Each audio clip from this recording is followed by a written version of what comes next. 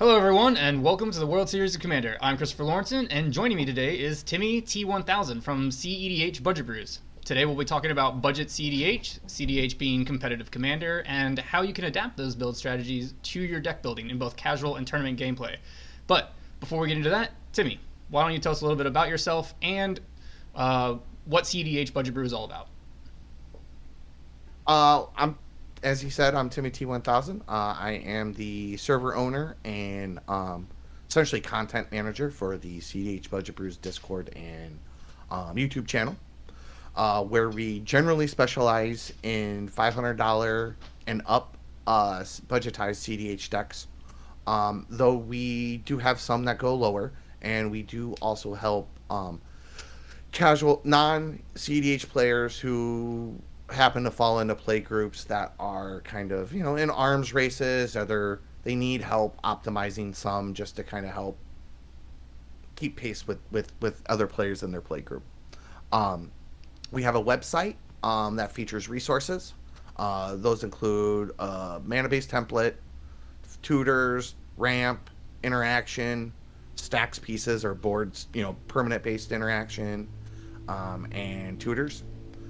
We also have sample deck lists of some common CDH centric commanders. We don't really focus very much on non CDH. So a lot of the lists we have hosted are at least competitive budgetized. Though for the most part, any list that kind of falls in that range generally kind of tends to be played in mixed power pods or in like high power, I guess, if like you went by common vernacular. But really, our focus is outreach and to help players learn the fundamentals of optimization and learn the fundamentals, particularly in metas that are non-proxy. Um, because one of the big tenets of CDH in of itself is generally playing budgetless, and part of that accepted kind of common ideology is to proxy in most instances outside of sanction events, obviously. Um, so I'm not sure what else you need to know, honestly. So you mentioned proxying. Is that a common thing then actually at like CDH tables? Because one of Almost the biggest exclusively. hold setbacks to competitive play is like, I mean, at least as far as I know, that like really fast mana that's really expensive, hard to get a Mhm. hold of, and so I actually didn't realize proxying is a normal thing at CDH tables. It's very prolific, yeah. In fact, there's lots of CDH tournaments, and they're unsanctioned, obviously, but they're all proxy friendly, Okay. and that is very much indicative of the culture, honestly. Right. So proxies kind of going rampant. I mean, and obviously you say you can't use proxies in a tournament. Then Sanctioned tournament, yeah, yeah, in a you are sanctioned correct. tournament. So then would you say then that, or so do you think that's why maybe like budget brews are becoming more popular just simply because of like the cost of magic cards as we go on, through the years, and things don't get reprinted, right? They're going to get more and more expensive just because of supply. um There, there is that. Predominantly, actually, the people that I kind of interact with the most are actually players who are non CDH players looking to get into CDH, or play groups that are kind of in the middle of an arms race, and those environments generally tend to be non-proxy. Not always, and in fact, with everybody playing on webcam over the last year or so, that disposition has changed very much. which way? Not entirely, but it has. Especially like if you play on like places like PlayDH or some of the other webcam discords as well. Okay. um so if proxying then is, I guess, a normal or becoming more of a normal thing, why would somebody seek out to play budget? So again, there are still a significant portion of play groups that don't proxy. There's lots of players who prefer not to where possible, and the budget resources and kind of playing budget CDH is a way to kind of scratch that itch without having to buy a Gaia's Cradle and buy Time Twister and Mox Diamond. Also, a lot of play groups that don't exclusively play CDH prefer to play a slightly more casual setting. So that is another like avenue for players is like playing a $500 CDH deck or a $400 CDH deck is much more, for lack of better terms, don't they're more simplified. They don't have as many like layered kind of convoluted lines. They're much more. The pace of the games tend to be a little bit slower. The meta is a little bit different. It's not quite so fast paced. So it would be it's a little more familiar to like what would be kind of typical of like a mid power game, at least as far as pacing is concerned. Obviously, the win cons and combos and stuff are not always as such. All right. So yeah. So with lower price, right, comes a somewhat more simplified gameplay, I guess. I mean, there's plenty of low budget cards that aren't so simple. They're a that little are super quirky. powerful. Oh yeah. Yeah. Uh, Well, and the other thing is like particularly with me with the target budget that I focus on tends to be like this. I've seen this metric kind of quoted several times over the years from the Command Zone. Is that they generally kind of, according to their data, is that $500 tends to kind of be the average upper limit of like a player's good decks when they play casual, mostly because they tend to have like a large swath of decks built at the same time, and generally the deck that'll contain most of their good cards or the one that they like their pride and joy usually will on average will top out around that dollar amount. Now, obviously that number is probably a little dated at this point, but when I started this project almost 2 years ago, that was like the number that was thrown around the most. Probably more realistic nowadays, considering all of the price hiking is probably around 750 is probably around where that average is now, at least till prices settle, if they settle at all, okay. in my experience. Yeah. So then, yeah, concerning like price and a lot of that, right? So that price is just kind of all spent at once. So right here at the World Series of Commander, we're kind of like lowering that budget even further, right? Instead of like maybe 750 at all overall, it's going to be you get your pre-con, and then you only have $15 a week that you can spend that doesn't roll Right. over for 10 weeks. So with that slash budget, and just something along those, or things along those lines, what do you think of the World Series then of Commander as a place for competitive budget play? Like, how do you think that affects the competitive nature of the format?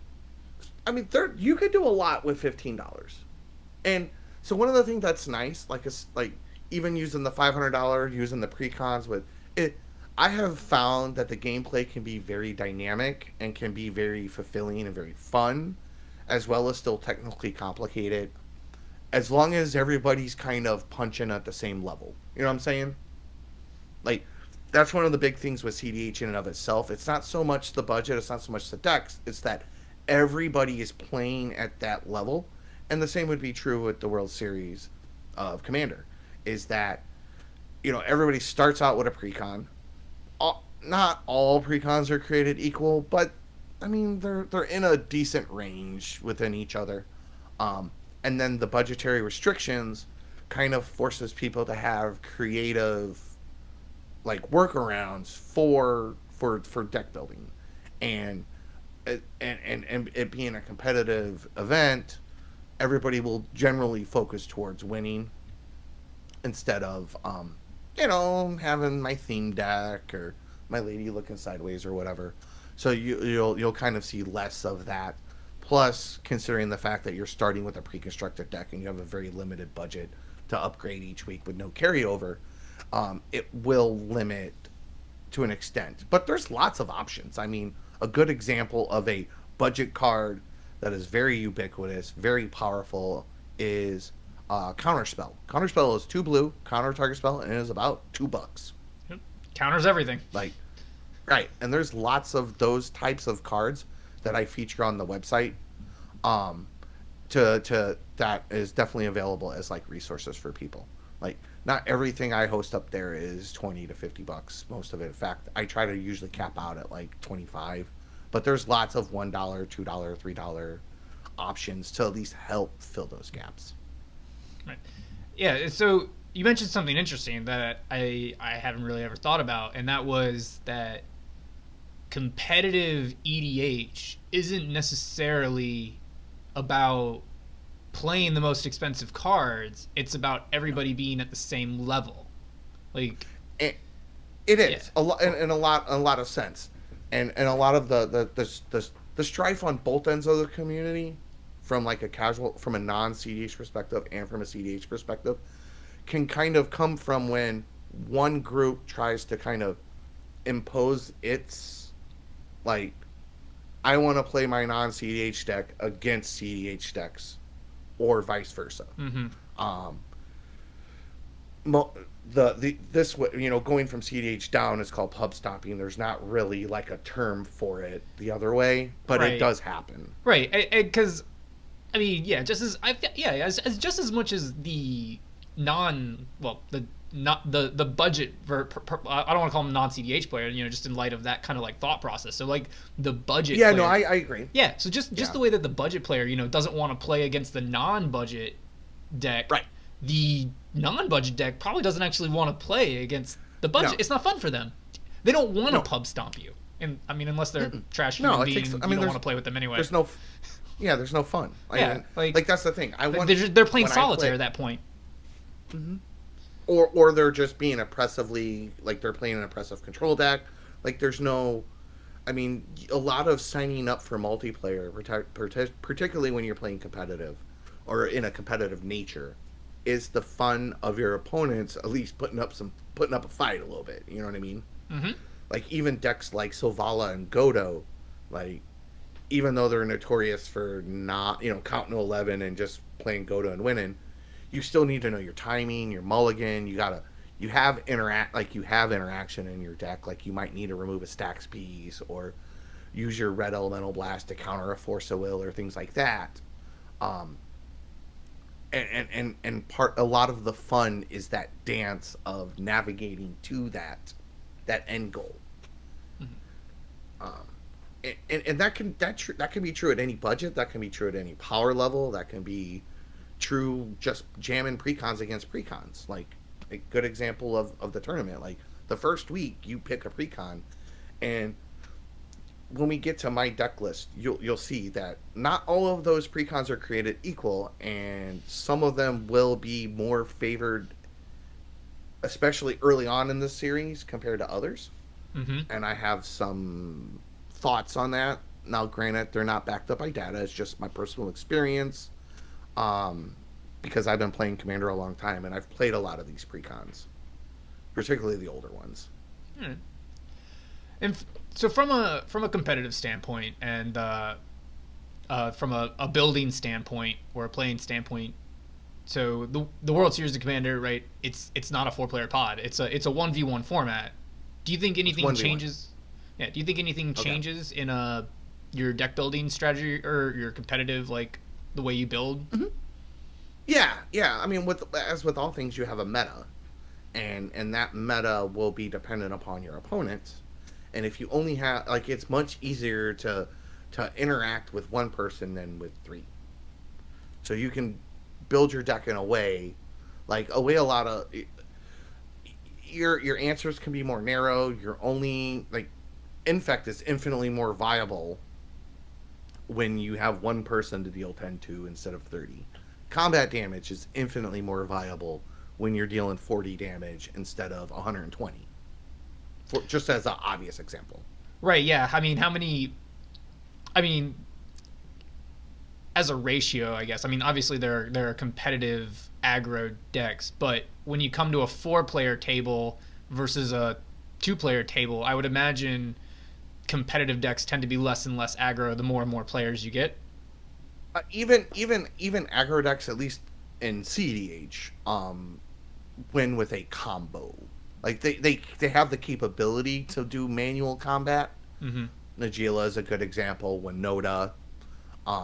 But even those decks have a combo, and that's their primary goal is to use that combo. In fact, a lot of times, especially with Winota and Agila, the combo works with the commander, and then they have something else as like a backup. Right, right. So like with But in the Agila, 1v1, you may just win by having I have 5 flyers and you haven't been able to stop me for 3 turns.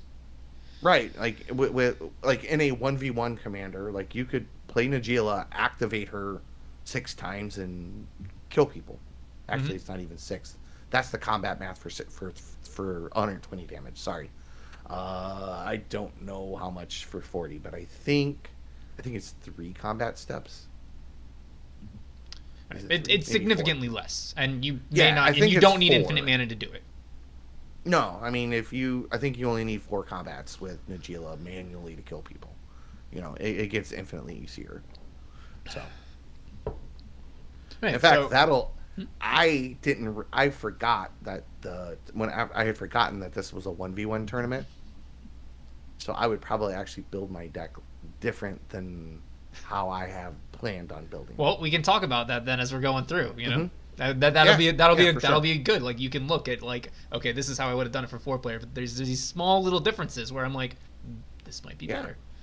But before we get to that, yeah, so we just touched on how certain strategies may not necessarily be better in 1v1 versus a 4 player pod, but at the very least more viable.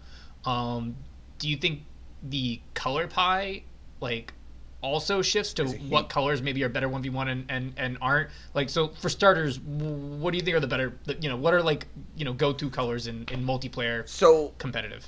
So the biggest thing, especially from a budget focused standpoint, is that green is your friend. Because you can play the top end of expensive dorks is like the low end of good rocks. Like the most expensive dorks out there are Bloom Tender, Noble Hierarch, Ignoble Hierarch now, and all of those are in like the 20 to 50 range. But those are the expensive ones. Those are not the those are the high end. Those are the ceiling, not the floor. Whereas, you get Birds of Paradise, Deathrite Shaman are kind of in the middle, and then you get your lower end cost wise of the Deep Shadow, Avacyn's Pilgrim. You get Arbor Elf, and there's other ones as well that are Elder's Mystic, Finhorn Elves, those kind of dorks. Those are all really cheap. So you can get like a full optimized dork package for about the price of a mana vault, pretty much. And what makes like 3 to 4 colors? And what makes the mana dorks, these cheaper mana dorks, better than, let's say, Signets? Is it simply that they're 1-drops? They're 1-drops for one, so that means it's easier to curve with them. They produce the same mana, though you don't get it to turn that you play it. So there's some tricks you can do to kind of help with that. And then they will curve. They'll help you curve better. Essentially, is really like the TLDR of it. So skipping to 3 mana is, you're saying, a lot better than waiting a turn to skip to 4. A lot of times. Yeah, always. You especially in CDH, you want to you need to have a turn 1 play. Like if you don't have if you're not able to ramp on turn 1, you need to pitch your hand because you're not doing it right. I mean, unless you're like in a very niche specific deck that does not want to do that. Right. But I can't think of any off the top of my head that would not want a turn 1 piece of ramp. And so and then after that, you want to be doing something every turn. Every turn. Yeah. And turn 1 is in fact one of those turns. Mm-hmm. You literally want to go optimally. You would like to go on. And this is from a budget perspective, not from a budget list perspective. You really want to go 1-3-6 with your mana. You want to untap on turn 4 with 6 mana and make a land drop. Tim, are you telling me that Sakura Tri-Builder is a bad card? I mean, it's not bad, but No, you but it's still 2 want mana. to go 1-3-6. you want to go 1-3-6. You want to go So 1-3-6. what will get you to do 1-3-6 is you play a dork on 1, you play elder on 2, make your second land drop, and move up. All right. And green's gonna let you do that. Green lets you do that. Because the thing is like the cheap rocks that are reasonable are like signets, talismans, but those all cost 2.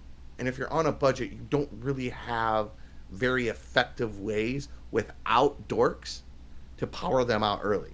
Because the cheap ways to power out rocks like that are Ancient Tomb, which is like $55. Yep. Gemstone Caverns, if you're going second and you have it in your opener. Soul Ring, Mana Crypt, Mana Vault, Chrome Mox. You can't buy a lot of those in our format. You can't buy a lot of them, and a lot of those you can't buy unless you're playing with proxies. Right. To be honest. All right. So that kind of limits your functionality. And even in 1v1, the ramp in green on turn 1 is what it's still gonna be what you think sets it apart as the best color. I think so. Yeah. Mm-hmm. Yeah. Jake's proof of that. Yeah. For those of you that don't know of season 2, why don't you tell them about Jake?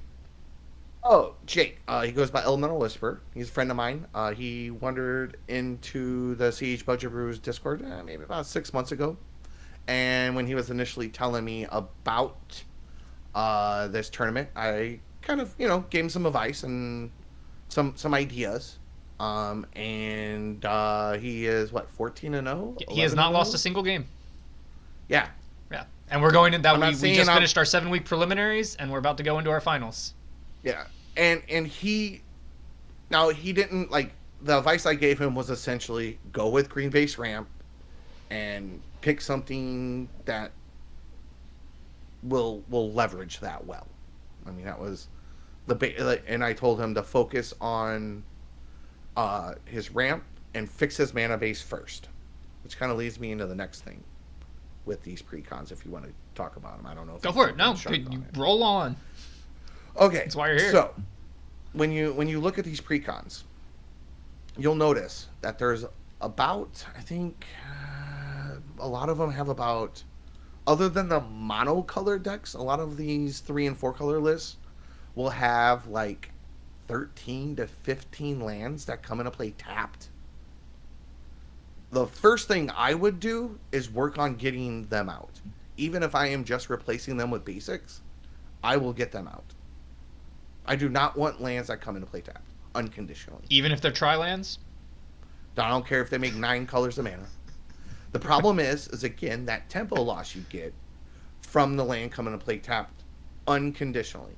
Now, a lot of the lands that I do feature on the budget template do come into play tapped under conditions, such as the Battle for Zendikar, lands that require you to have 2 basics, right. Or lands that require you to have a swamp, or something like that. Require you to have a swamp, or you have to show a swamp or an island from your hand. I feel like our swamps, they're like the most common one for that, right? Aren't they? They're like this only taps for black, like if you have a swamp, or like it only.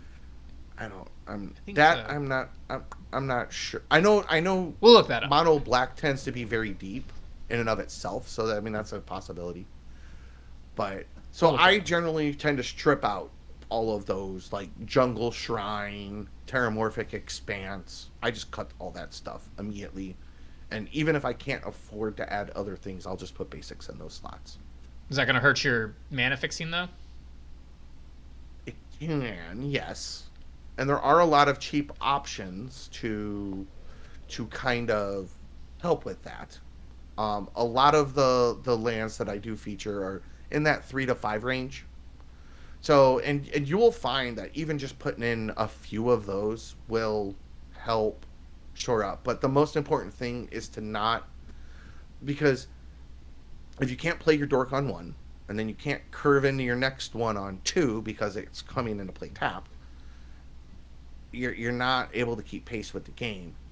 And the other thing is if you can make all your land drops and cast all your spells on curve, and your opponents are playing lands that come in the play tapped, you're getting ahead of them. Mm-hmm. So it helps racing them a lot.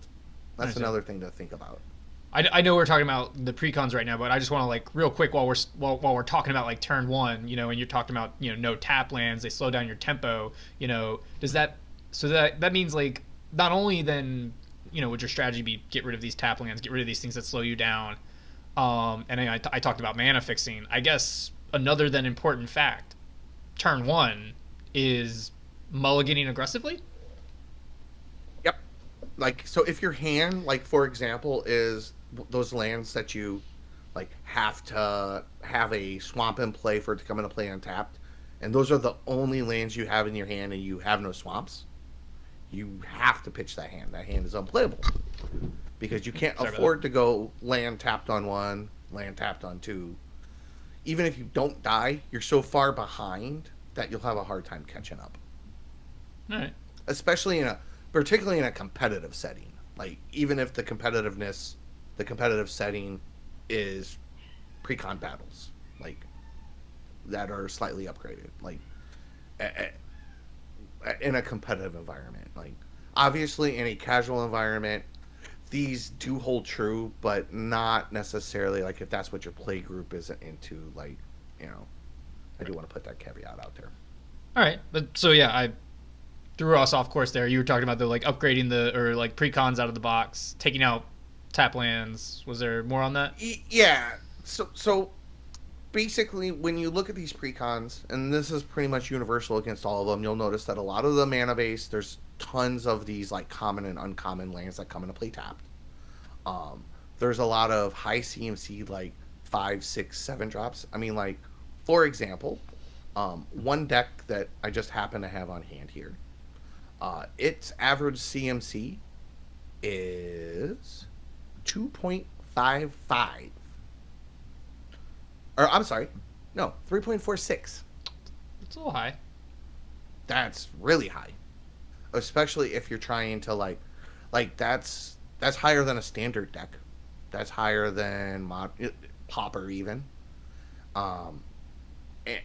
And so what that means is that the average card in your deck costs almost 3.5 mana. Mm-hmm. So your opening hand isn't looking too great. Right, and you need to get to 3.5 mana to cast the average card in your deck. That also means that your deck is probably clogged up with a bunch of 6 drops and 7 drops that really, while they make for a great top end, they probably are really hard to cast. What would you say is a good average CMC for a competitive deck? 1.65? So that's like almost lower? 3 times less. Yeah, it's a lot less. I mean, I can look at an average deck that I play. I have stuff on hand real quick. Give me 1/2 second here. I'm gonna look at Godo real fast. Sure. So Godo has a high average CMC at 2.25, but Godo runs approximately 32 lands and 35 mana accelerants. 35? Godo will consist 35 mana accelerants. He will consistently get to 11 mana on turn 2. That seems like most of the deck. Mm-hmm. Well, because your commander is you have a 1-card combo, like tutor in the commander. Can you explain what Godo is for the audience? Oh, so Godo is a 1 red, 5 colorless, 3/3 human barbarian. That when he enters the battlefield, you're allowed to search your library for an equipment card and put it into play. Then Godo also has an ability of whenever Godo attacks, untap all samurai, or untap all samurai and gain an additional combat step. So the way it works is you get to 6 mana, you play Godo, search your library for Helm of the Host. Helm of the Host reads, at the beginning of combat on your turn, create a token copy of equipped creature. That creature, except it isn't legendary, and it gains haste. So what happens is you play Godo for 6, get the Helm, it comes into play. You need the other 5 mana to equip, which is 11. And then you go to combat, you make a token, it has haste, you attack, you get the Godo trigger, which gives you an additional combat, doesn't untap Godo. and then you'll deal 3 damage, go to your next combat, deal 3 damage, next combat, 3 damage, because you keep making copies every combat. Yep. And undisrupted, Godo can execute that plan pretty consistently at turn 2. Like, not even, like, that's not even hard to do. And that's a high CMC. Here's another one that I have, is... Let me just pull it. I'm trying to find a decent one here. This is a mid-range Thrasios Tymna list I run. Its average CMC is 1.66. And that is with 20 creatures. It's almost, and leverages Earthcraft. It will pretty consistently leverage Ad Nauseam on turn 3 if non-disrupted, and then this is one of those decks that'll go land, dork. But again, I mean, it runs about 1, 2, 3, 4, 5, 6, 7, about 23 mana accelerants. Like most CEH decks are essentially focused around mana acceleration, card draw, mana acceleration, and like run like 4 or 5 like pieces of layered combo. Right. Like this deck almost as exclusively wins with Consult and Thassa's Oracle. Or its backup plan is, if those aren't stopped, is Scroll's Nest Earthcraft. Okay. And so you said, so I'm guessing that the average cost of these decks are somewhere around that $500 to $700 range? Are they the budget? No, these are budget lists. These are budget lists. Okay. So yeah, so these. What do you these think lists then, like as far as then? 4,000. What do you think the average, or does the average CMC then change? And the turn you're aiming to win on, do you think change? You know, what is it? What will it change to with a $15 a week list? So, for that, so I did choose one. You want to go over the list I chose? Absolutely, let's do that. So what did you choose? All right, let's do that. So I chose personal favorite of mine. Yep. So I chose. So it's a little cheesy, but I happen to own all the cards for it, so I don't actually have to go buy the precon because I bought this precon like years ago. Is the Commander 2016 Saskia the Unyielding list? All right. And what does Saskia do? Saskia reads. She is 1 black, 1 white, 1 green, 1 red. She's a 3/4 with vigilance and haste. When she enters the battlefield, choose a player. She has a triggered ability of whenever a creature you control deals combat damage to a player, it deals that much damage to chosen player. So, in multiplayer, you would want to use Saskia to attack one way and then transition to, so that way you're essentially getting double combat damage. So you generally tend to not attack the person you choose. You just right. You might choose the player who has up a propaganda, or has a high life total, or has a lot of fatties on the board. Mm-hmm. So that's kind of a way to get through to help race them. Another thing that's pretty common with Saskia is that you tend to transition into Infect.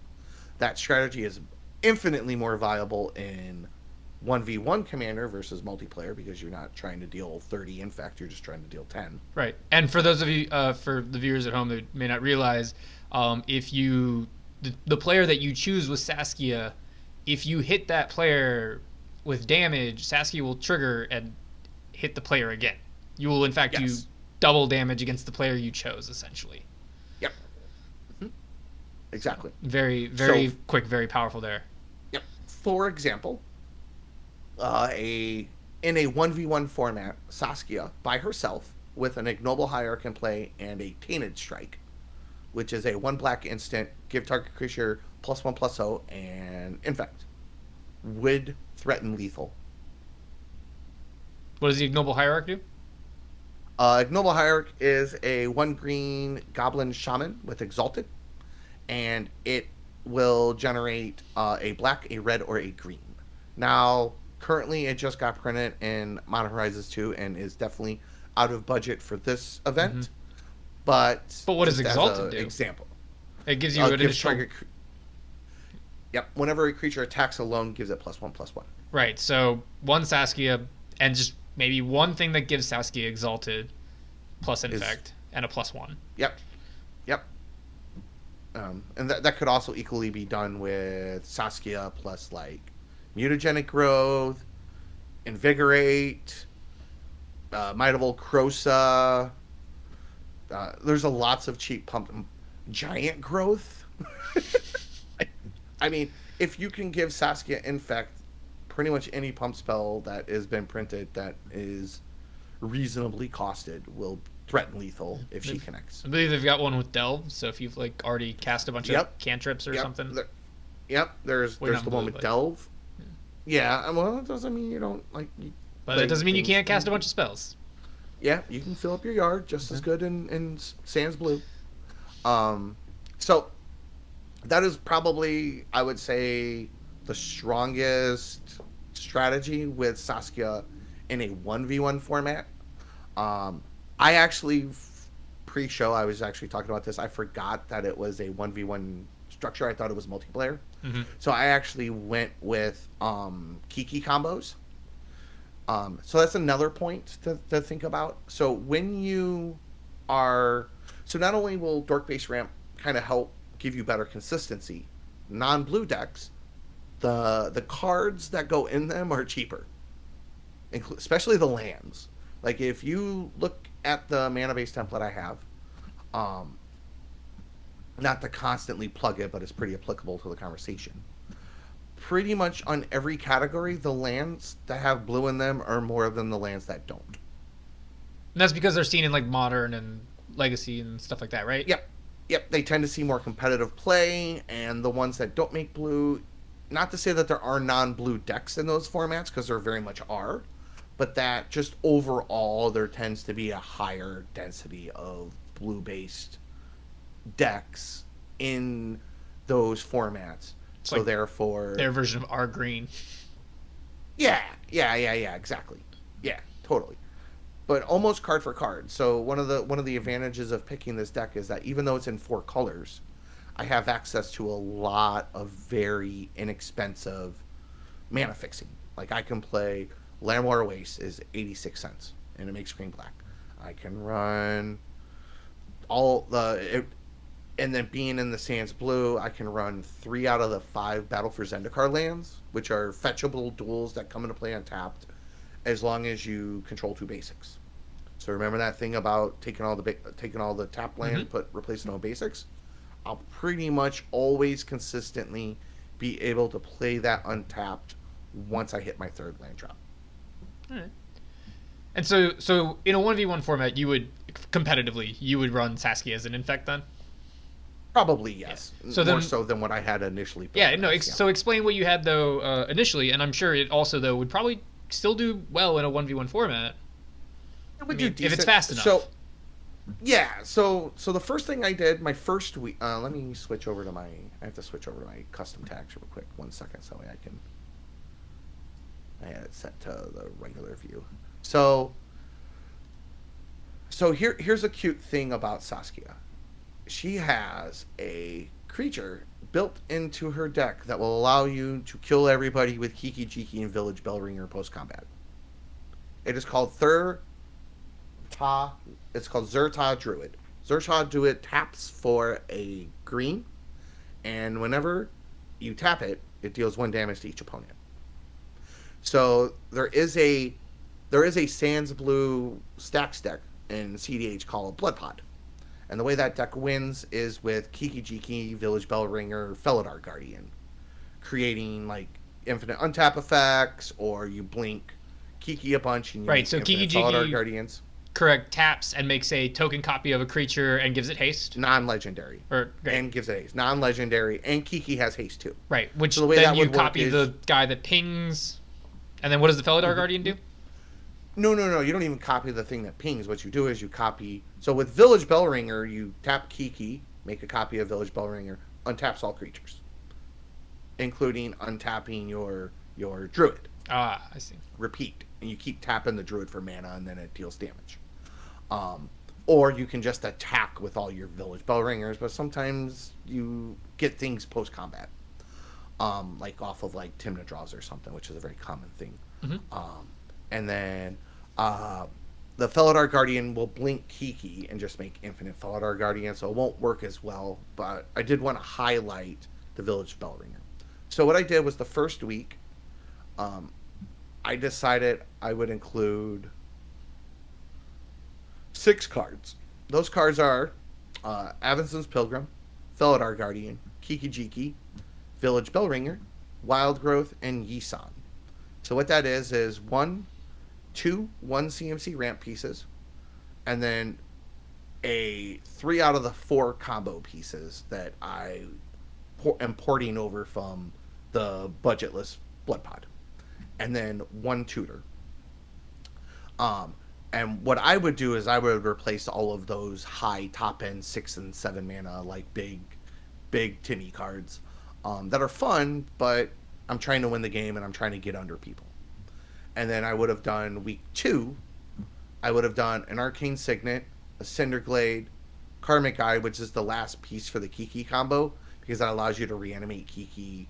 There's some other planned upgrades that were going to go later in the season, but I only went through the first couple of weeks. Mm-hmm. Smoldering Marsh, Springleaf Drum, and Wishclaw Talisman. So again, a one drop ramp, 2 pieces of ETB untapped, essentially mana fixing, and then a tutor.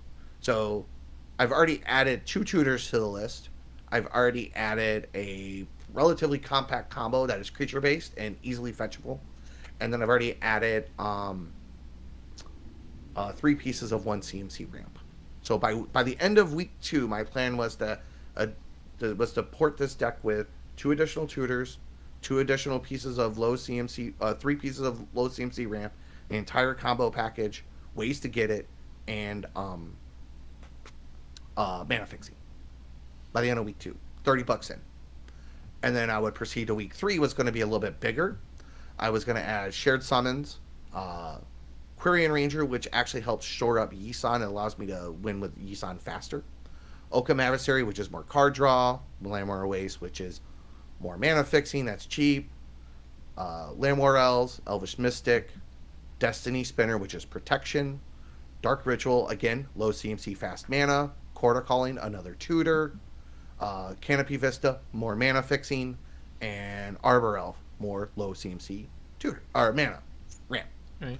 So by the end of week 3, like, you kind of see where I was going. Yeah, your first 2 weeks, week 1 to week 2 was get how you want to win, and then it almost feels like all subsequent weeks are getting there faster and protection. Yep. And card draw to keep my hand going. Yep. And then I have some upgrade, but pretty much that pattern repeats the next 3 weeks. It's more interaction, more ways to protect, and more tutors and more land, right. More mana fixing. And a simple strategy, like a simple upgrade path like this, right, where you just know I need these cards to win, and now I just need to like be able to get them more consistently. It allows you to do something we talked about before the show, where you said you didn't really plan your upgrades further than 3 weeks, because now that you've already got your package week 1 and 2, your win package. Now weeks 3 and 4, you were saying that you can adjust. You don't need to get specific cards. You can adjust what you're upgrading based on the meta, which is very important in tournament play. Right. Very, very important. So, like, for example, if everybody decided to pick non-blue decks, I would exclude cards like Destiny Spinner from my upgrades. Actually, people didn't play blue. You wouldn't play Pyroblast. I would not play Pyroblast. Exactly. No. But I mean, like, so I would exclude cards like, so some of my upgrades were Vexing Shusher, Destiny Spinner, Rhythm of the Wild, all things that make my creatures and enchantments uncounterable. I would dedicate those slots elsewhere.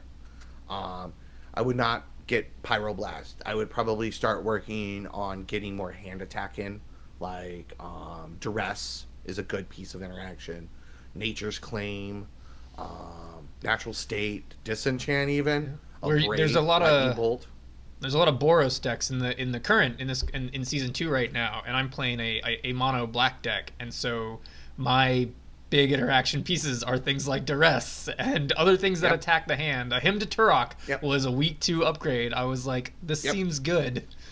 Yep. You know, Exactly. it's like I'm not going to be able to deal with it if it's not if it's non-creature and it gets to the field. So turn 1, 2, and 3, I'm coming for that hand.